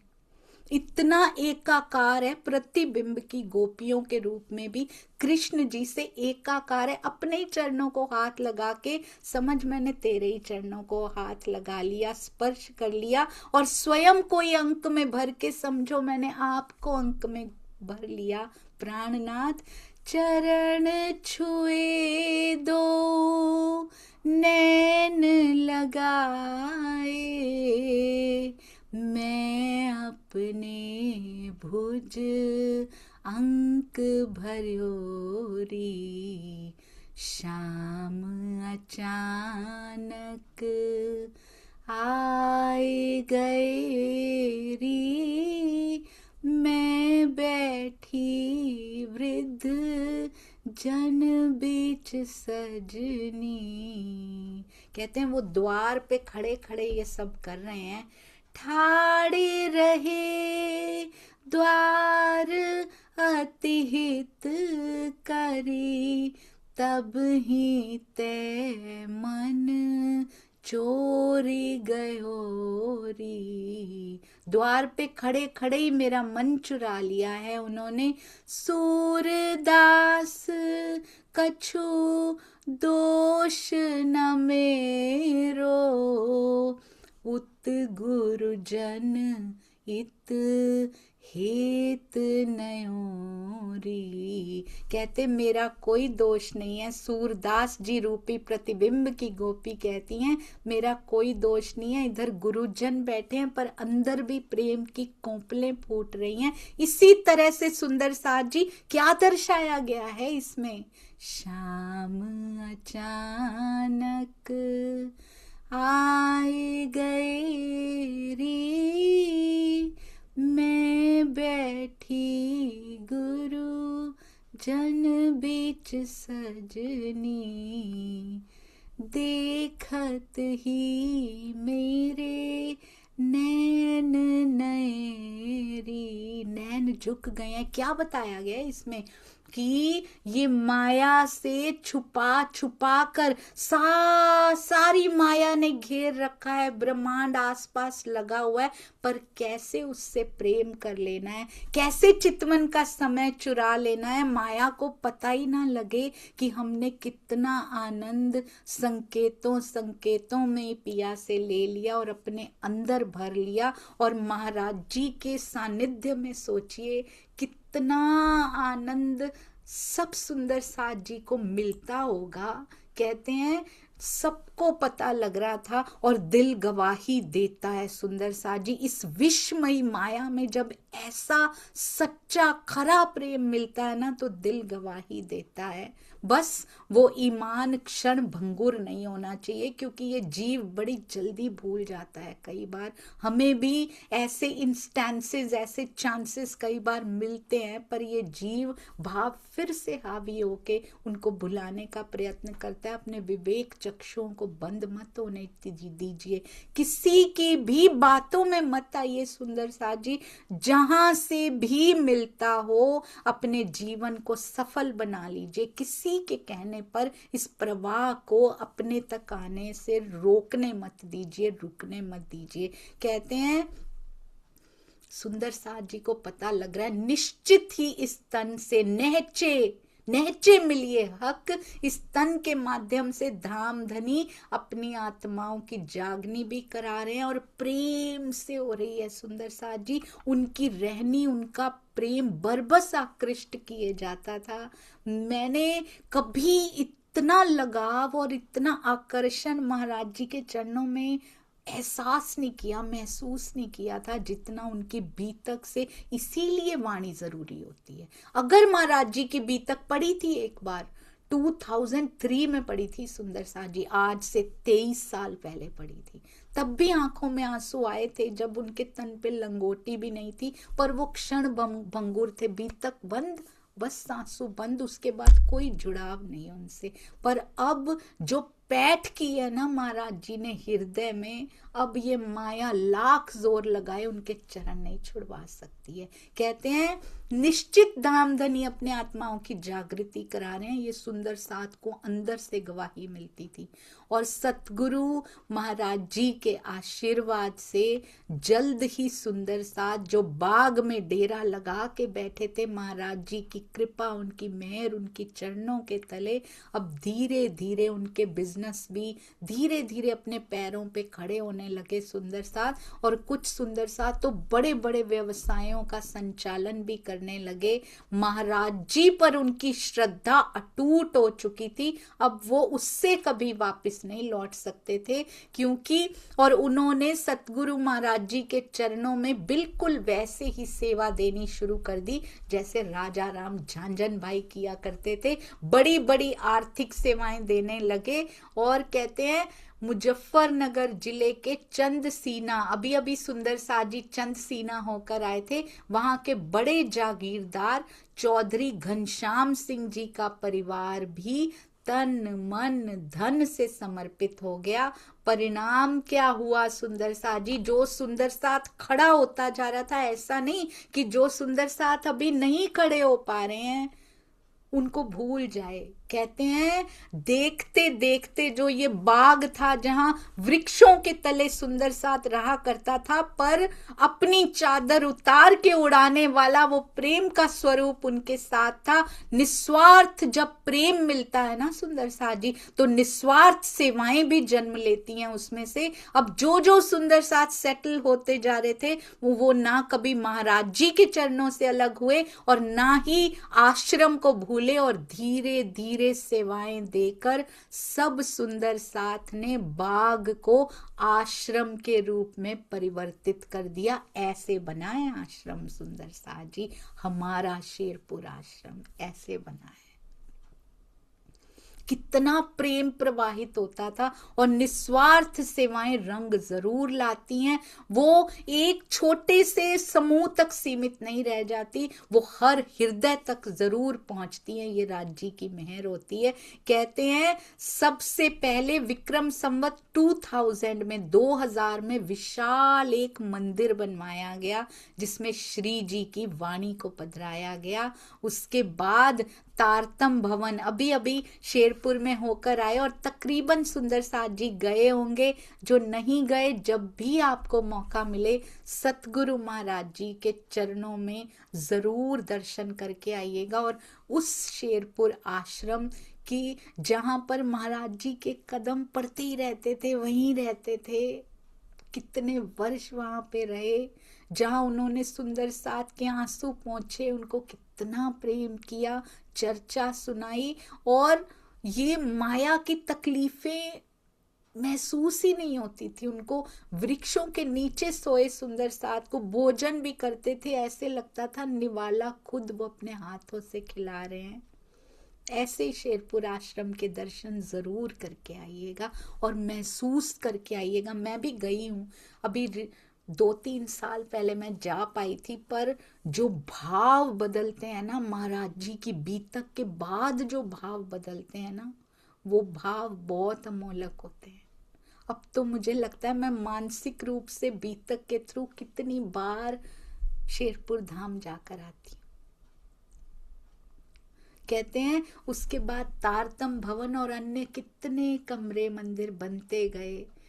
तारतम भवन में अब जिज्ञासुओं को तारतम ज्ञान का अमृत पिलाते थे महाराज जी, और जागनी का दौर और तेज होने लगा। मैंने सुना था सुंदर साथ जी, मैं सोचती थी महाराज जी चर्चा नहीं करते थे, मैंने ऐसा ही सुना था कि महाराज जी चर्चा नहीं करते थे, पर महाराज जी की बीतक पढ़ के पता लगा कि कितनी चर्चा करते थे। यहाँ तक कि ब्रह्मवाणी हाथों में नहीं दी थी अभी उनके गुरु महाराज जी ने, दादा गुरु राजनारायण दास जी ने, तब भी इतनी चर्चा करते थे। श्री कृष्ण त्रिधा लीला की उन्होंने कब खोला था, जब वो लक्ष्मी चंद जी को सुनाया था, जब उन्होंने कहा था ना गीता तो पढ़ते हो पर क्या किसी से समझी भी है या बस श्लोक ही पढ़ते चले जाते हो, तुम्हें पता है कृष्ण कितने प्रकार के होते हैं। तब उन्होंने वो त्रिधा लीला एक ही चौपाई में बस हिंट दिया गया, पर उन्होंने समझाई, तभी लक्ष्मी चंद जी उन पे समर्पित हुए थे। ऐसे मोती उन्होंने उतारे हैं उन सुंदर साथ जी के हृदय के अंदर। और आपको याद है ना, वो कतेब पक्ष का अधिकारी आया था, मुसलमान अधिकारी आया था, उसको कहते थे हौज देखोगे, जोए देखोगे, क्या देखोगे बताओ, क्या सुनाऊं। और कैसे कुरान के भेद, कलमे के भेद खोल खोल के महाराज जी बता रहे थे। कहने को फिजिकली वाणी नजर नहीं आ रही, पर अंदर जो बैठे हैं ना उनको सब पता है। जैसे कि जैसे कि बीतक साहब में कहा जाता है, क्या प्राणनाथ जी को अनुवाद कराने की जरूरत थी कायमुल्ला से? क्या उनको अनुवाद कराने की जरूरत थी? अंदर अक्षर ब्रह्म बैठे हैं, जो खुद वो कलमा लेकर आए थे, खुद जिनके थ्रू कुरान उतारा गया था, क्या उनको अनुवाद की जरूरत है? जहां अंदर अक्षर ब्रह्म भी बैठे हैं, उनको कोई जरूरत नहीं। पर मर्यादा निभाता है वो सुंदर साथ जी, मर्यादा निभाते हैं कि हाँ अनुवाद कराया गया, क्योंकि उनको दिखाना नहीं है, छुपा छुपा के रखते हैं अंदर। अंदर जो लीला चल रही है ना, वो छुपा छुपा के रख लेते हैं, और हम सुंदर साथ उनकी वाणी से पहचान सकते हैं। बस एक ही माध्यम है ना, वो लंबा ऊंचा कद काठ गमीर गरीब जाति पाति किसी चीज से नहीं उनको पहचाना जा सकता, क्योंकि टोने ही को आकार हमारे जैसा आकार लेके बैठ गए। उनके मुख से निकलती हुई वाणी परिचायक है, वो परिचय देती है कि अंदर कौन बैठा है। और आज भी कहीं गए नहीं, तन पे तन बदल के वो तब तक बैठा रहेगा जब तक मैं बैठी हूं, जब तक हम सुंदर साथ यहाँ पे हैं, वो हमें छोड़ के नहीं जा सकते। सुंदर साथ जी कहते हैं जागनी का तेज दौर आरंभ हो गया। और बहुत सुंदर स्वामी जी ने लिखा है इसमें प्रेम का चांद में, कहते फिसलन भरे चिकने मार्ग पर बड़े से बड़े पहलवान, उसमें बल काम नहीं आता, उसमें युक्ति काम आती है। बड़े से बड़े पहलवान की भी गिर जाने की संभावना रहती है, और ये माया फिसलन भरा चिकना मार्ग ही है सुंदर साथ जी। ऐसे ही आध्यात्म के मार्ग पर बड़े से बड़ा व्यक्ति भी फिसल कर घाई में गिर सकता है, किसके बिना?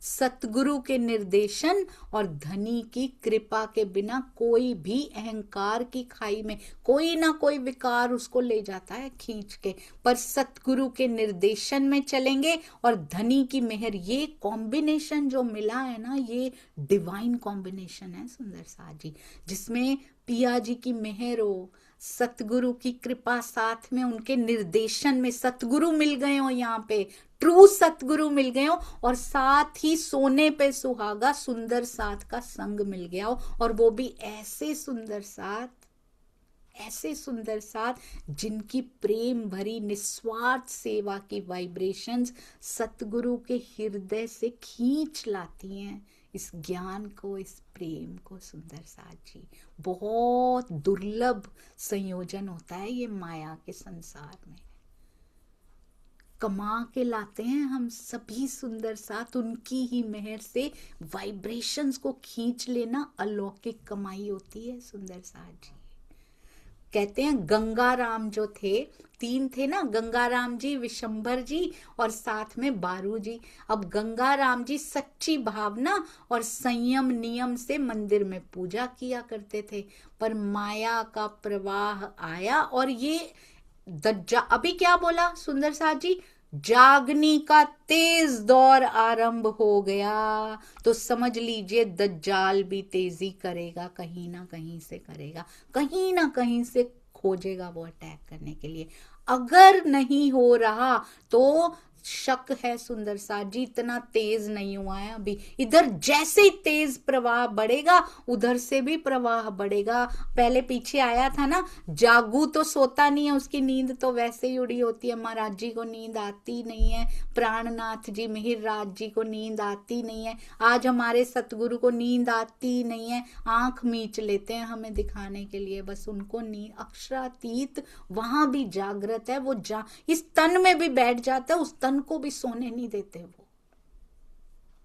नींद तो हमें वहां भी फरामोशी में, यहां भी नींद ही नींद आ रही है, हम उसमें से चितवन का समय तक नहीं निकालते। 15 मिनट नींद कम हो भी जाएगी, ये तामस की निद्रा, तो क्या हो जाएगा सुंदर साथ जी? कभी भी मिस ना होने दीजिए। मुझे पता है अभी ना भी दिखाई देते हो तो क्या हुआ, पर ये क्षण हमारे काउंट हो रहे हैं टुवर्ड्स उसके जाने की तरफ काउंट हो रहे हैं। हमेशा से ऐसा होता है सुंदर साथ जी, जैसे जैसे उसका प्रवाह बढ़ता है दज्जाल का भी साथ में बढ़ता चला जाता है। इसलिए कभी मत घबराइए, बढ़ते चलिए, चरई वेती, किसी से घबराने की कभी भी जरूरत नहीं है। कहते हैं यहां पर कोई अमीर बना कोई गरीब बना, कितने जन्म हम लेकर आ चुके हैं, पहले से कितने जन्म व्यर्थ कर चुका है ये आत्म, पता नहीं कितने, एक ही जीव नहीं मिला इसको, हर बार अलग अलग जीव पर बैठकर आई है ये। और पिया जी की मेहर देखिए, हर बार पहले से उत्तम जीव इसको दिया जाता है, आपको पता है। नहीं तो आत्म की शिकायत रहेगी, इतनी मुश्किल से जीव थोड़ा सा खड़ा हुआ था फिर खांगड़ू पे बिठा दिया, नहीं, उतने ही खड़े हुए जीव पे वापस बिठाया जाता है, पर सेम जीव को चांस नहीं मिल पा रहा है। अलग अलग जीव कितना रोएंगे वो कि आत्म का संग मिला था पर कुछ नहीं कर पाए। कोई बन गया चालर पखियां दी, कोई छड़ के शीश महल चलिया, कोई तो पंखे की झालर ही रह गया और कोई शीश महल जिसने कमाए यहाँ पे, कोई उसको छोड़ के चला, जाना तो दोनों को ही पड़ा ना। कोई पलिया नाल नखरियां दे, कोई तत्ती रेत विच सड़ चलिया। कहते कोई नखरों से पलता है, इतना धन होता है कि सिल्वर स्पून के साथ पैदा होता है, और कोई गर्म रेत में सड़ सड़ के उसकी मृत्यु होती है। कोई गरीबी में, कोई अमीरी में, कोई किसी को यहाँ की परिस्थितियां खा जाती हैं। कोई भुल गया मकसद इत्थे आवन दा। मैं तो दुनिया पे घटाती नहीं है सब कि उन पे घटाओ और पल्ला झाड़ो और इस पे तो चटाई पे ईमान होता है, और ये सब हमारे लिए लिखा है। मेरे ही जीव, कोई शीश महल छोड़ के चला होगा, कोई अमीर बना होगा, कोई नखरों से पला होगा, कोई सड़ के गया होगा, कोई परिस्थितियां किसी को खा गई होंगी, ये मेरे ही जो जीव मैं छोड़ कर आई हूं, ये आत्म जिन पे बैठ के आई, ये उन्हीं की बात हो रही है। किसी पे नहीं टालना सुंदर सा जी, ये सब हमारी बात हो रही है। कोई भुल गया मकसद इत्थे आवन दा, ते कोई मकसद करके हल चलिया। मेरे पिछले सारे जीव, उसको कहाँ पता लगा यहाँ क्या मकसद था, आत्मा के आने का क्या मकसद था, क्यों तुझे आत्मा ने अधिष्ठान बनाया था। और अब ये जीव है, मकसद हल करके ही जाए तो बहुत अच्छा होगा। अब तो पता लग गया, अब सुंदर साथ जी बहुत बड़ा नुकसान हो जाएगा। फरीदा ए जग मुसाफिर खाना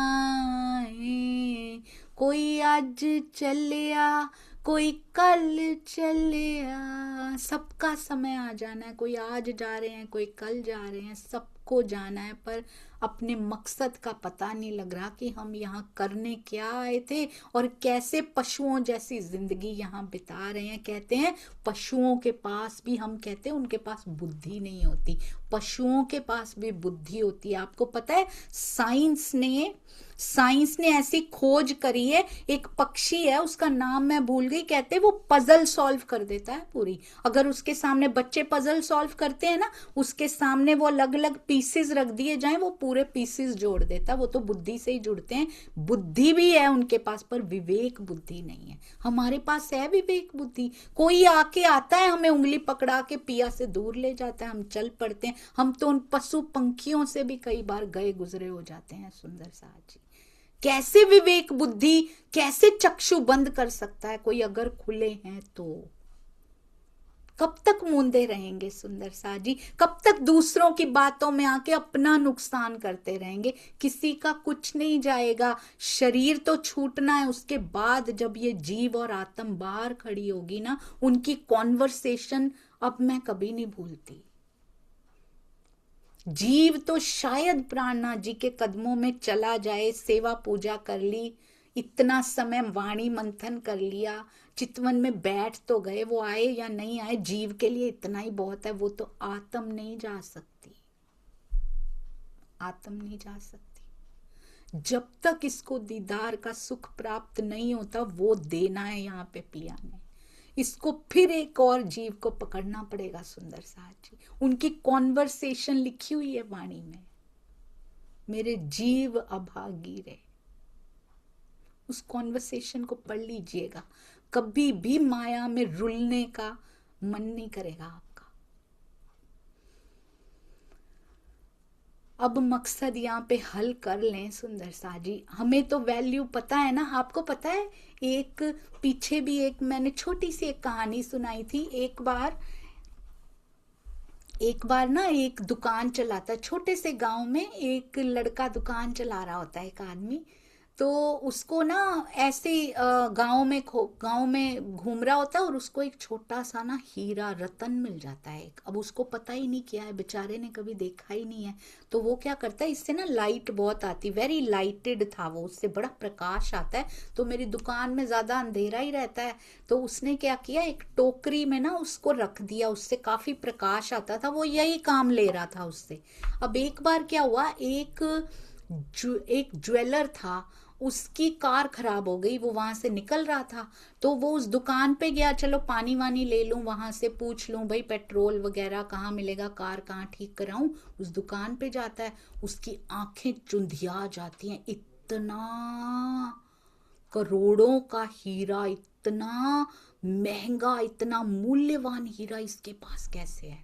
तो उसने कहा भाई ये क्या है। कहता पत्थर है, प्रकाश बहुत देता है, तो मैं उठा लाया, यहाँ रखा है। अच्छा, इसका मतलब इसको वैल्यू पता नहीं है, चलो इसको लूट लेते हैं। कहता है अच्छा मैं ये पत्थर ले लूं। कहता है ले लो, तुम ले लो, कितने का दोगे। उसको भी लगा कुछ तो मूल्य होगा, तभी पूछ रहा है ये। कहता है मैं तो 15,000 लूंगा। कहता है 15,000 के लगते, 15,000 थोड़ी ना, मैं तो 10 दूंगा। तो कहता है नहीं नहीं, 10 में तो हम नहीं देंगे, और वो चला जाता है। कहता है कोई नहीं, कल फिर आऊंगा, दे देगा ये, इसको बड़ा वैल्यू पता है। पर विधान देखिए, विधि का विधान देखिए, वहीं पर शाम को ही, कहता अगले दिन आ जाऊंगा मैं, शाम को ही किसी और कोई कार से रुकता है और उसी दुकान पे जाता है। वो भी ज्वेलर है, वो भी हीरा देखता है, वो हैरान रह जाता है। कहता है ये क्या है। तो कहता है ये पत्थर सा है, सेम आंसर्स देता है वो। तो कहता है मुझे दोगे। कहता है हाँ, एक और आया था आज, पूछ रहा था, मैंने कहा 15,000 लूंगा, पर वो तो 10,000 पे अड़ गया, मैंने दिया नहीं उसको। वो हंसने मुस्कुराने लगता है कि 15,000 तो इसके लिए बहुत ही कम है। वो उसको 20,000 रुपया देता है और वो लेकर चलता बना। अब अगले दिन आता है वो, जो हमारे जैसा है, जो खो देता है अवसर को, हीरे जैसे जीवन को जो खो रहे हैं। वो आता है अगले दिन, कहता है अरे वो हीरा कहाँ, वो कहाँ गया, वो पत्थर कहाँ गया। तो कहता है वो आपके बाद एक और आए थे, आप तो 15 भी नहीं दे रहे थे, वो तो 20,000 दे के चले गए। वो सिर पीट लेता है, कहता है पागल, वो करोड़ों का सामान था जो तूने 20,000 में दे दिया, तेरा कितना नुकसान हो गया। तो वो 2 मिनट सोचता है, दो मिनट दुखी होता है, उसके बाद कहता है मेरा तो नहीं हुआ साहब, मुझे तो पता ही नहीं था कितने का है, मुझे तो वैल्यू ही नहीं पता था, मेरा मेरा तो फायदा ही हुआ है, मुझे तो 20,000 मिल गया। नुकसान तो आपका हुआ है, जिसको पता था कि उसकी कितनी कीमत है, पर आपने 15,000 भी नहीं दिए। आज हमें पता है इस मानव जीवन की कितनी कीमत है, हमें पता है ये वाणी अमोलक हमें मिल गई है, सतगुरु मिल गए, सुंदर साथ मिल गए, पिया की मेहर हमें मिल गई है, हम फिर भी इसको खोए जाते हैं। सुंदर साथ जी तो आंखों में हाथ दे दे के रोना पड़ेगा। अभी संभल जाएं, चितवन में जरूर बैठिए, वाणी मंथन एक रस्म, एक रिवायत, एक रीत मत बनाइए। वाणी मंथन में पिया को महसूस कर लीजिए। यही महाराज जी चाहते हैं कि उनसे कुछ मांग अलौकिक इनसे। कब तक मोहरे मांगते रहेंगे। बीतक साहब में प्रसंग आता है ना रेवादास जी का, भगवान दास रेवादास जी का, क्या पूछते हैं वो, एक मोहर और दे दो, एक मोहर, मोहरों से कभी पेट नहीं भरता। उनको समझाते हैं गोवर्धन भाई, कुछ मांग अलौकिक इनसे। कुछ अलौकिक मांग लीजिए सुंदर साथ जी, पता नहीं ये सांसें कब बंद हो जाएंगी, हमें तो वैल्यू पता है। प्रणाम जी। बोलो श्री प्राणनाथ प्यारे की जय, बोलो श्री सतगुरु महाराज की जय। उनकी जय यानी के असल जय उनकी तब है हमारे जीवन में जब हम उनके द्वारा दिखाए हुए रास्ते से अपना जीवन परिवर्तित कर लें। मांगने का सतगुरु नहीं है वो, हमारा नाता उतना नहीं है उनसे कि ये मांगे और पूरा कर दिया तो सतगुरु। अलौकिक मांगिए, जुड़ जाइए उनके साथ, तार से तार जोड़ लीजिए सुंदर साथ जी। बड़े बड़े ऋषि मुनि ढूंढते रह गए, मिले नहीं उनको, हमारे ताले मिने निस्बत से मिल गए हैं हमें, तो पा लीजिए उनको। सतगुरु महाराज की जय यानी उनके चरित्र को अपने जीवन में उतारने का भरसक प्रयास करना। और आज हमने उनके चरित्र से, उनके व्यवहार से क्या सीखा है? आज हमने सुंदर साथ से प्रेम करना सीखा है। आज हमने किसी के ऊपर चादर नहीं है तो अपनी चादर लुटाइए उसके ऊपर, स्वयं ठंड सह के उनको उड़ा रहे हैं सुंदर साथ जी, ऐसा प्रेम सुंदर साथ से करना है। कोई माया से त्रस्त है उससे प्यार करना है, उसका मजाक नहीं उड़ाना। और आपस में ही फिरके बना के बैठ जाएंगे तो बाहर 72 फिरके 73 फिरके ढूंढने की जरूरत नहीं पड़ेगी। आपस में फिरके बना के नहीं बैठना, हम सब पिया जी के अंग हैं, सब जुड़ के रहेंगे तो उतना ज्यादा पिया का लाड, उतने गुना पिया का लाड हम ले पाएंगे। आइए मिलें, आइए जुड़ें और अपनी चोंच में पानी ही सही सुंदर साधी, एक बूंद पानी मिलावे का पानी यहाँ मूल मिलावा बना देगा। तो इसलिए आइए जुड़ें, आइए मिलें, सबसे प्रेम करें और सतगुरु की बरसती मेहर का एहसास करें। प्रणाम जी।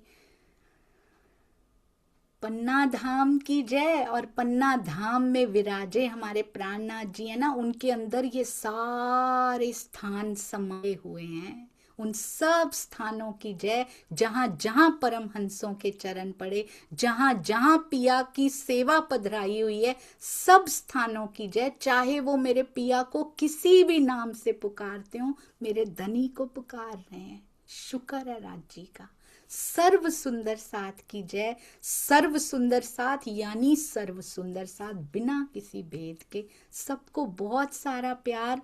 और मुझे कृपया सुंदर साथ जी, मैं तो हमेशा क्षमा प्रार्थी हूँ, जैसे ये बीतक होनी चाहिए ना वैसे मेरे जीव की ग्राह्य शक्ति नहीं है कि पूरा वर्णन इसका किया जा सके। प्रणाम जी।